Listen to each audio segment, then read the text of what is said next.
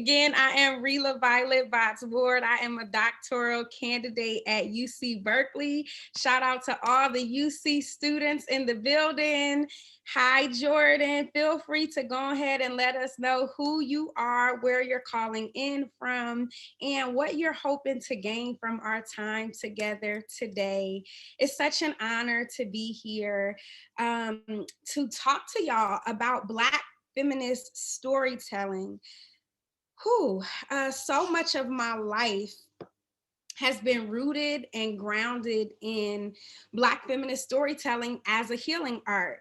And when I was thinking about what I wanted to share with y'all today, my inner teen came out. So I do a lot of inner child healing, and I talk to myself all the time, and I talk to younger versions of myself often. And so my teenage self, my 8th grade self came out and was like, "Oh, can I come? Can I come? Can I talk with you? Can I do this keynote with you?" So I said, sure, come on. I invited my teenage self, my 8th grade self, to support me in the storytelling that I want to do with y'all today. So I'm very excited to be here in honor of my 13-year-old self, my 14-year-old self. And so today, what I'm hoping to do is share a series of stories with y'all about my healing journey as a Black woman, as a Black feminist, how I entered into this work, how I came into my own experience and my own process of committing my life's work to the art of healing, right? The art of storytelling as a radical act of self-care, being unapologetic and unabashed in all the layers of my truth, even when they ugly, right? Even when they a little ratchet, even when they don't fit neatly into the boxes of who folks thought I was or was not supposed to be. My Black feminist storytelling and narration as a healing art has been rooted in honesty and truth-telling. It's been rooted in the fact that I have to be totally honest with myself about all that I am and all that I am not, and all that I am and am not willing to do and say and be. So in honor of the radical honesty, the unapologetic, unabashed boldness of that 13-year-old, that 14-year-old Black girl in me, I want to invite you all into a story about her. She is 13, 14 years old in the 8th grade at Abington Friends School in Philadelphia, Pennsylvania. She is a writer. She is brilliant, but she doesn't know it yet. She already is a Black feminist storyteller. She already is engaging in this radical healing art practice. But because she's young and because she's misunderstood and because she's at this bougie white private school where a lot of folks don't understand her, she don't understand herself. She don't understand her power. She don't understand why she is powerful or how she is powerful. She doesn't understand why she experiences things that a lot of the other kids her age don't seem to experience, like hearing from ancestors, like feeling deeply, being so passionate about so many things, but still just wanting to be regular and cool and feeling like a weirdo for being so deep and intellectual and scholarly, but at the same time, not reading the books in classes because she want to kick it with her boo after school, right? So this little girl, she got it going on, but she don't know it. She's insecure. She's unsure.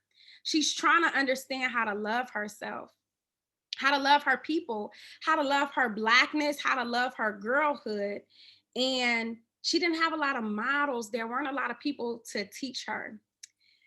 But she had her mother, who is here, hi mommy, who loved her and poured into her and supported her and saw her and invested in her. So her mom got her a poetry tutor named Tony Brown, and her and Tony Brown and her mama would be up at the Barnes and Noble, and this poetry mentor just trained Reese, right? She would look at her poems and say, these are beautiful, these are powerful. And Reese would be like, you think so? Because I don't really know. She didn't really believe, right? She didn't trust herself, and she didn't trust what people said about her. And it took her a while to get to that point where she could believe and receive the compliments of others. Tony Brown, this mentor who poured into her, who invested in her, she said, you know, Reese, I think you should submit your poems to a magazine or a book. Like maybe you could get your poetry published. And Reese was like, ain't nobody about to publish my poems. Ain't nobody gonna publish what I gotta say. Because Reese was a slam poet, right? She was from Philly. She was in Philly. She was doing slam poetry. She was winning slam competitions. So she knew she could perform enough. You know, she knew that people were impressed with her as a spoken word poet. But she didn't see herself as a writer. And she didn't think that her poems could ever get published. Tony Brown passed away when I was 16.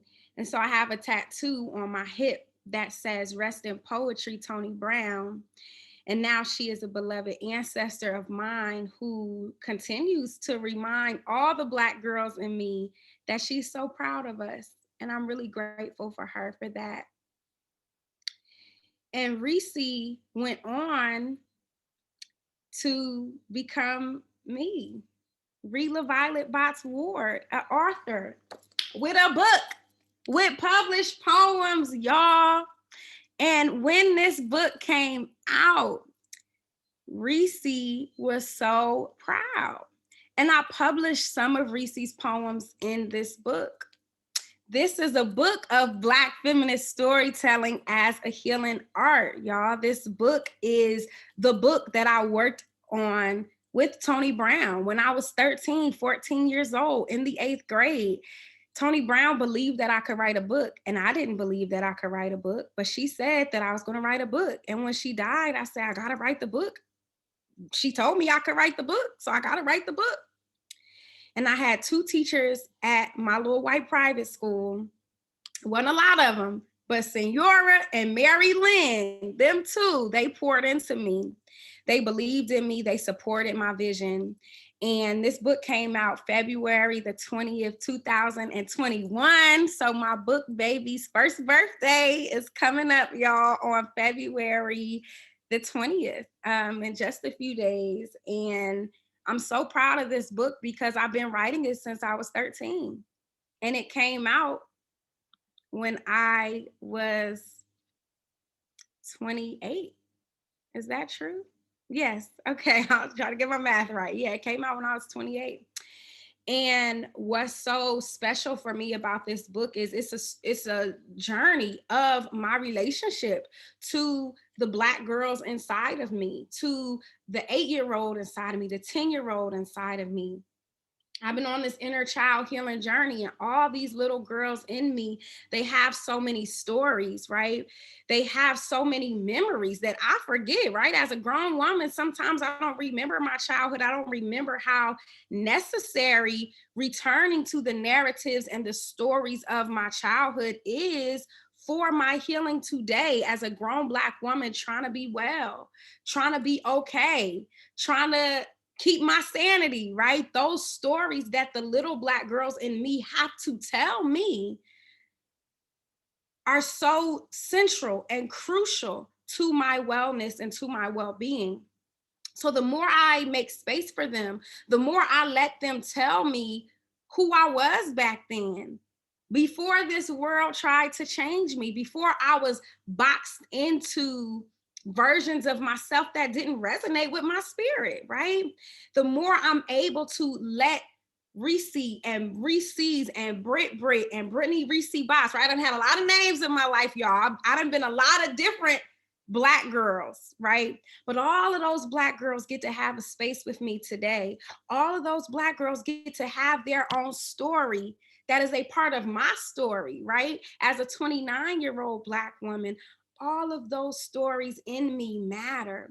And not only do they matter, but I get to let those Black girls tell their own story, right? Because for me, as a 29-year-old, I'll tell a story about Reese, right?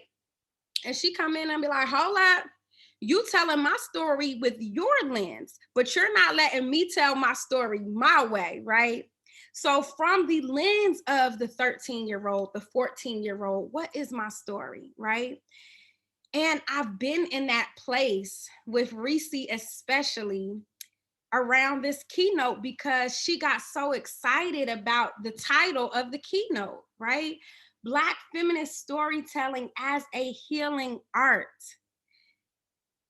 And she was so excited because I'm a professor now. One of my dreams is always to be a professor, and I'm a professor at Merritt College this semester, and I'm teaching a course called She Write Black. Well, that class is inspired by Reese, because when I was in the 8th grade and I was stumbling through my identity as a poet, and I was feeling not good enough or not confident enough or not sure enough in myself, Reese created this project. It was the Aegis project for Abington Friends School. It was the 8th grade end of the year final project. It's like a senior thesis for 8th graders, right? And she was like, I want to do a project called She Write Black. And the teachers were like, Reese, I think that you should add an S at the end of write. Do you mean she writes Black? And Reese was like, no, I mean She Write Black, as in I'm centering my language my way. And I want to honor and affirm the unapologetic ratchetness, right? The unapologetic round the wayness of how Black women and Black girls write about ourselves. So no, it's She Write Black. And Reese didn't have all the language that I have now as a PhD student doing scholarly research, right, about Black women and girls. But she knew, right? She was theorizing at 13, 14 years old. She was theorizing what it meant to do this very thing, Black feminist storytelling as a healing art. So She Write Black was a project about Black women poets of the past and the future. It was about Ntozake Shange, Maya Angelou, Lucille Clifton, right? It was a project that honored writers and poets like Audre Lorde and Alice Walker. And Reese was proud of herself. And for this project, Reese had to do a final poem, right? And the ancestors came and moved the pen across the page.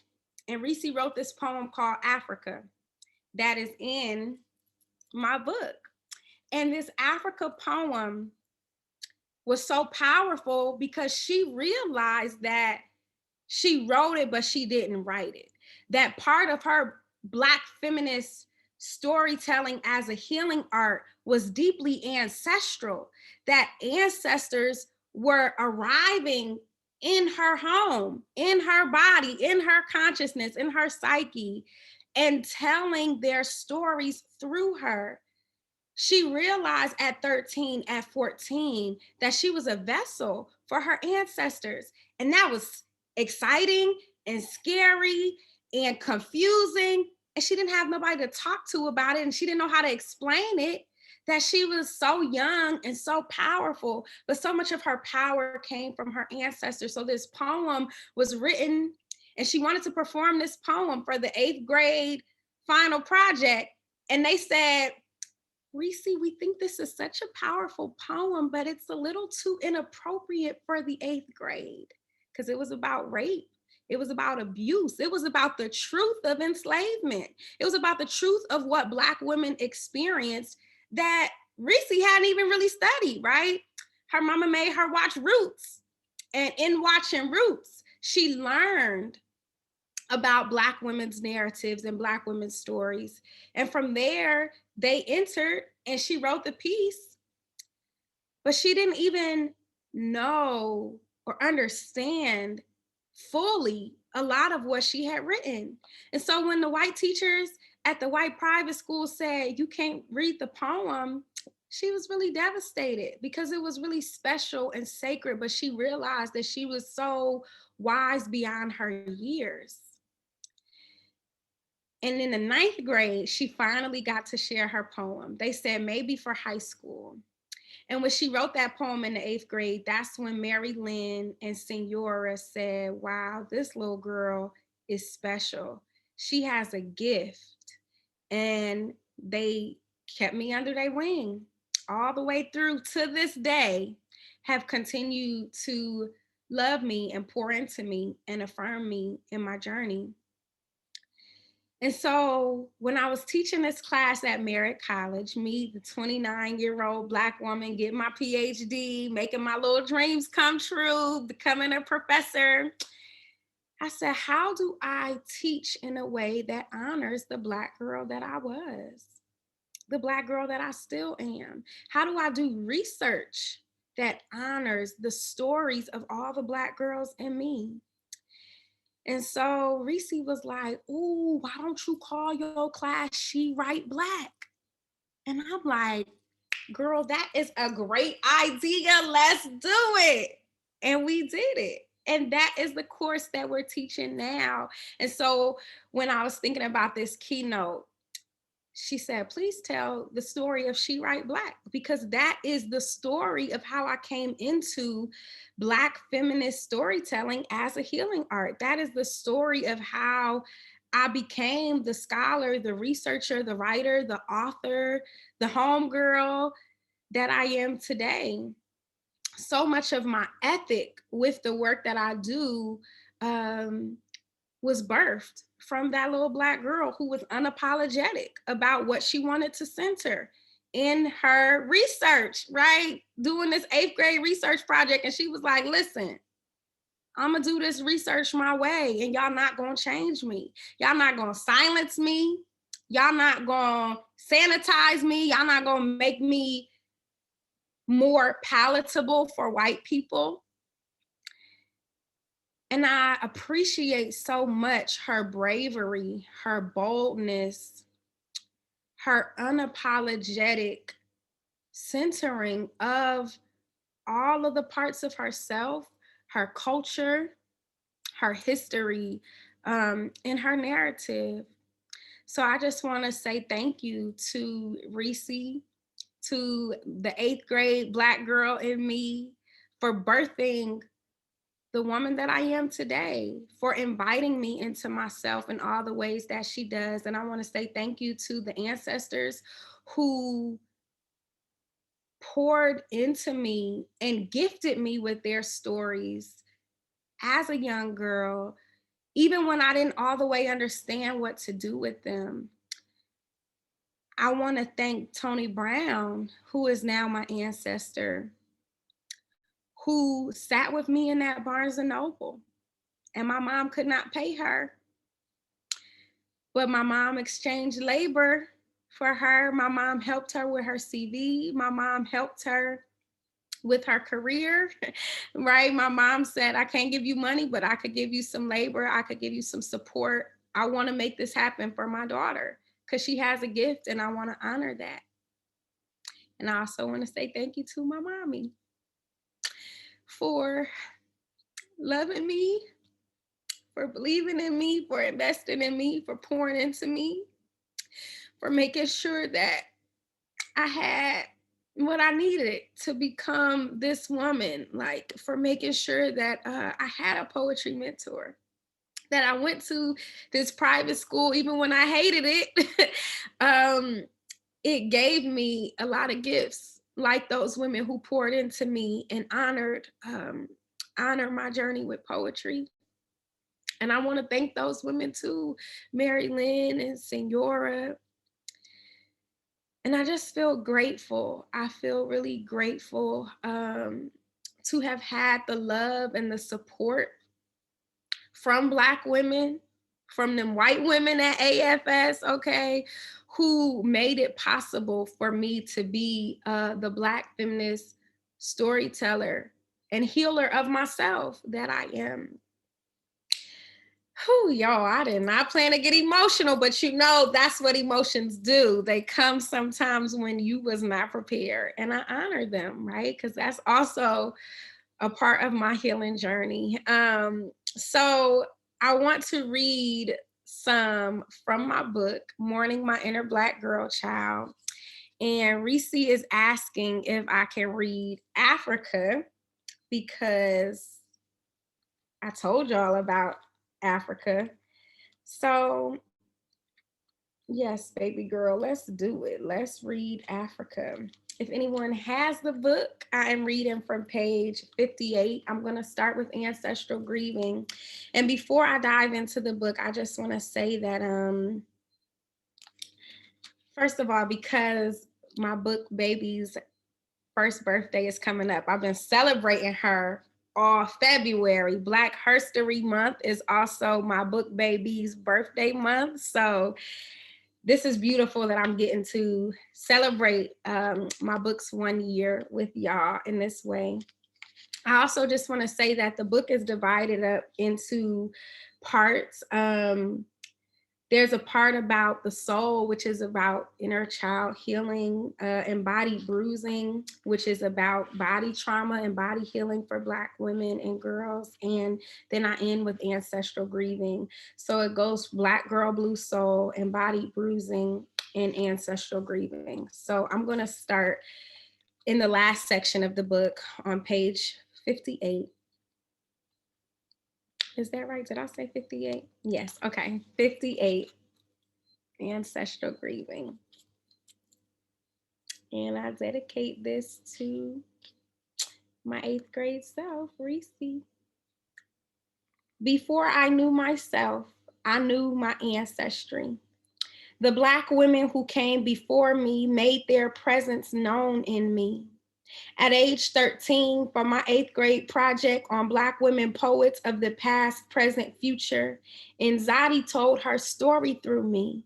That's when I knew that she and her forgotten daughters had never forgotten me. At age 13, I sat on the edge of my bed and transitioned beyond the edge of an astral plane between a present Pennsylvania and a West African past. For 23 minutes, I wrote from that place. Like a well of water flowing from the fountain of my foremothers, I wrote. Like a child with a woman inside her, I wrote. Like a little old soul seeking language untold, I wrote and I wrote and I wrote, revealing a revolution inside me, reliving a ritualistic rites of passage that birthed itself inside the slave ship. This pen and pad, a spaceship of sight and sound that transported me back in time to see motions of oceans that drowned Nzadi's firstborn baby girl, gone too soon, grown too soon like me.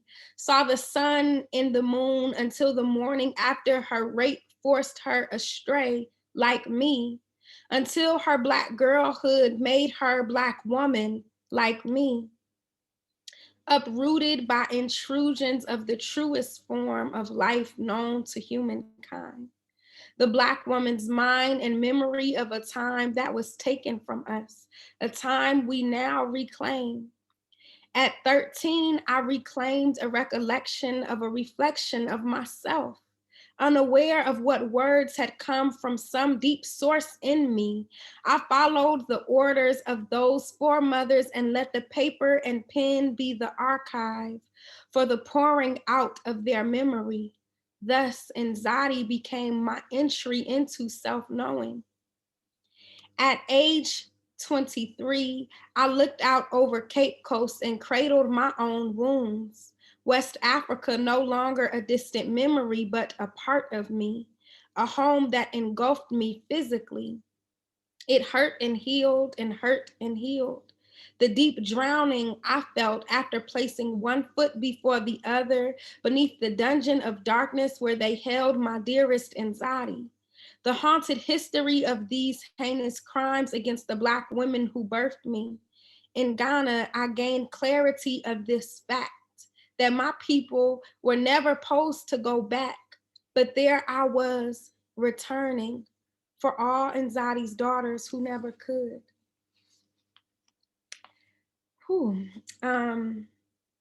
It's so moving. I don't read this part often, so it's really moving for me to return to this part of the book. And I just want to say before I continue that I wrote this poem that I'm going to share with y'all. This is the introduction to ancestral grieving, and then I'm going to read the poem with y'all. But this piece is about the fact that I wrote this poem when I was 13. I didn't know anything about Ghana. I never, I didn't really know what Ghana was. I don't even know where I heard the term Ghana or I didn't even know that word. I didn't know that place at all.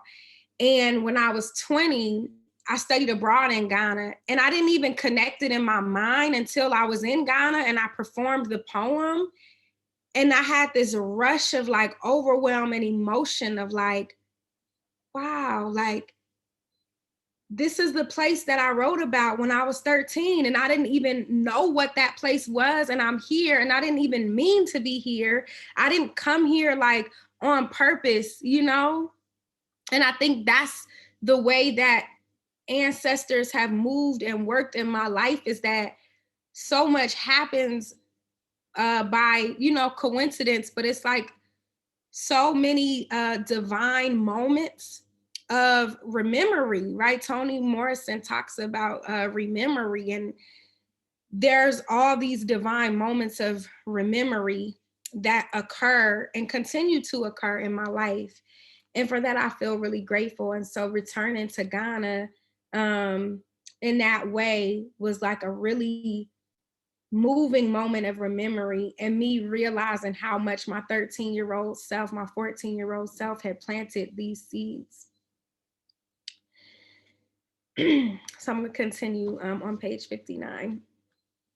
At 23 o'clock in the midnight moon, I made my eyes shut just long enough to stop seeing the ghosts of the past I left behind. Black womb banging on my windows. Woman with weary heart and unsettled spirit showed herself in me. Sank deeper into the frail of my skin, showed her truth in my truth, and dared me to deny her presence. I prayed for peace, prayed for protection, prayed for her to pass me by, but she refused to leave me alone, and God let her live with me, even just for the night. In the city of the jazz that justifies my soul, I sank into white silk sheets and black dress at my funeral, felt the stench of her death at my doorstep. Skulls I could not escape, fate I could not escape, faith I could not fake. Forced to free myself when no one else was around, alone in old city New Orleans, knowing in that moment I was not alone, was not home, was haunted by remnants of unspoken mysteries. A wise woman told me that I must always win peace through love, that no entity is ever my enemy, that demons never existed, that healed and unhealed souls sit in the cracks of the walls of hotel rooms and haunt the wandering bodies, that breathe life into the spaces that were once forgotten. That if the sound of my spirit always vibrates high enough to heal my own heartbeat, then I will always find pieces of power within me. And that word from that wise woman on that worry-filled morning settled me. In that moment, the mirrors and the motions all mocking me, I had nothing left to do but channel the choir of my depths and dig out from my darkness the intensity of the love of God in me.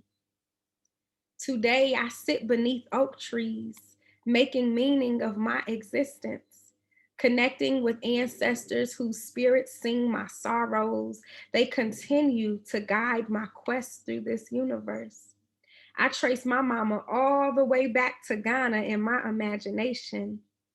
Mama, whose mama was Creole and Cajun, Geechee and Gullah, South Carolina and Louisiana, enslaved and free, whose mama's mama survived for the possibility of me, the women who lived and died to imagine me carefree, The women whose torture and triumph paved the way for my own. The memory of Granny Mamie and Ethel May jolt me back to a day when women who were Black and bold faced death, feared life, yet lived still, unashamed of all God made them. And I'm going to close out with this poem written at age 13 called Africa. And I dedicate this to my baby girl, to Reese, for being brave, bold, and unapologetic. I'm sorry them white people ain't let you read your poem at the 8th grade Aegis night, but it's all good. We reading it now, boo. My name is Nzadi of Ghana, West Africa, where the sun shines bright and reflects off the seas and the trees only sway one way. Yet that breeze on a Sunday couldn't cure a runaway from her heartache and pain. Because when the white man in his right hand slapped the white rope down on us Black folks, they labeled us niggas and shipped us off to America. They locked us up in gates and proclaimed their hate for our kind. But why couldn't they find the beauty from within our dark brown skin back then? My baby girl was only 13, beautiful chocolate cream, but as she began to scream, our being became unseen. And as our tears began to multiply, our names became undefined, our roots began to get lost in the soil, and our memories of Africa began to spoil. See, they made us lose pride in our homes. They forced us to sing this sad song now and move on now. See, we try to stay strong now, but the white man keep bringing us down. It's freedom that we had, it's freedom we've been deprived of. We try to rise up, but the white man keep depressing us, oppressing us, and bringing us down and bringing our young Black females down. The crown is only worn by the beholder. And she told him, you are not the God of anything, especially not me. But that was only on the first day, because the next day she learned to keep her mouth shut before she get messed up. Like the rest of them, look at the breast of them, been touched on so many times, feels like they can't even cry no more. Look to the sky some more, but God feels like nothing, because every time they mourn, it's like, God, can you hear me? Why can't you stay near me? I done cried so many tears, see, it's like nothing's left, and the best of me was left back in Africa. And she'd cry because he raped her. Then I'd cry because I could not save her. I allowed him to rename her. A nigga wench, just a teenager, never asked for no favors, just asked for her to make it through this life of hatred. God, it is for her that I pray, and maybe one day you can send her back to that place where the sun shines bright and reflects off the seas and the trees only sway one way. And let that breeze on a Sunday cure my baby girl's pain. And no matter what others may say, let Africa remain her name. Let Africa remain her name. Lord, let Africa always remain our names. Thank you.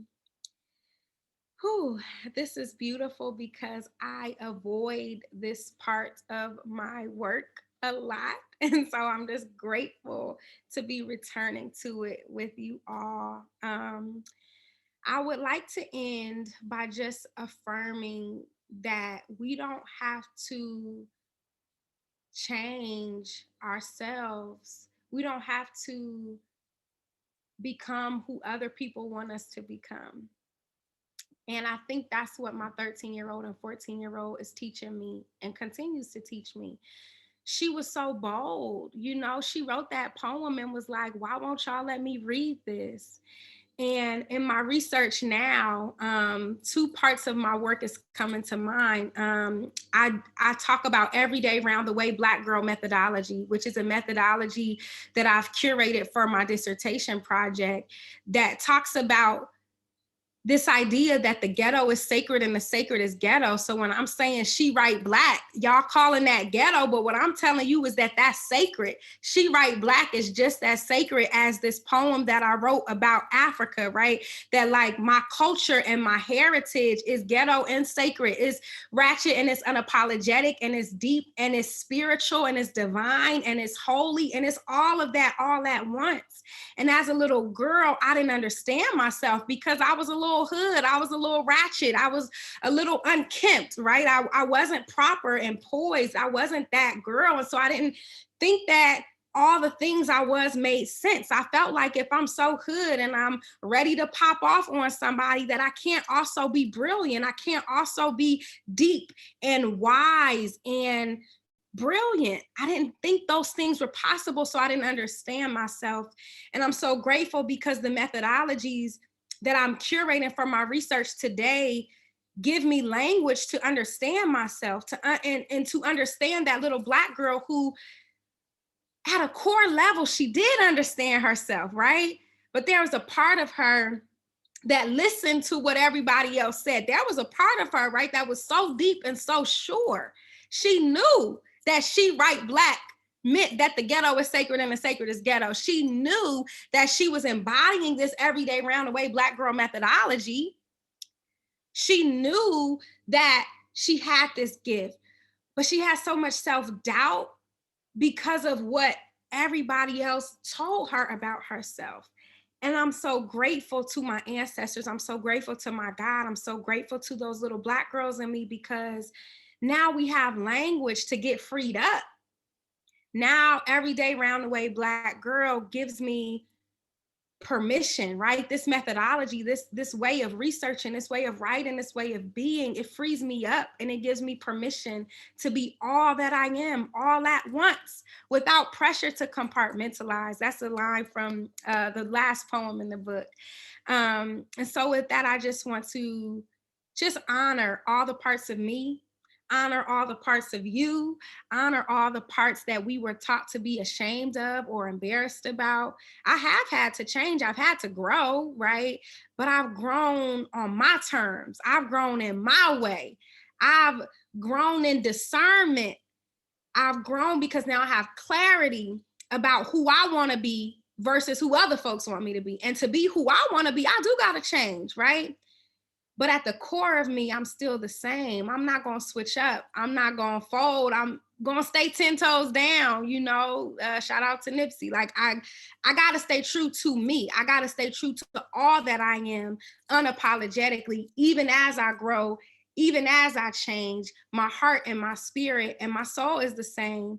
And that little 13-year-old girl who had that heart for her people, who had that love, that passion, that drive, like, that's what's never going to change. And with that, I just want to say thank you. Thank y'all so much for listening. Thank y'all for being here. And I hope that this has been an invitation for you to engage in your own process of unapologetic storytelling and healing and honoring all those parts of you. Thank you so much. And I'm down to take questions now.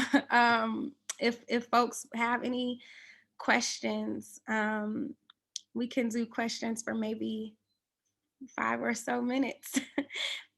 But thank you again. Thank you for being here. Oh, thank you. Jordan is asking, where can you buy my book? So if you go to blackwomenhealing.com, that is Black women with an X, blackwomenhealing.com. I'm gonna write it in the chat for y'all, blackwomenhealing.com/book.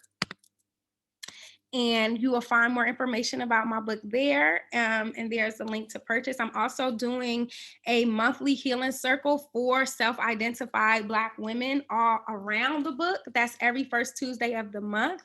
So there's also some information about that as well at blackwomenhealing.com/book. Thank y'all again for being here.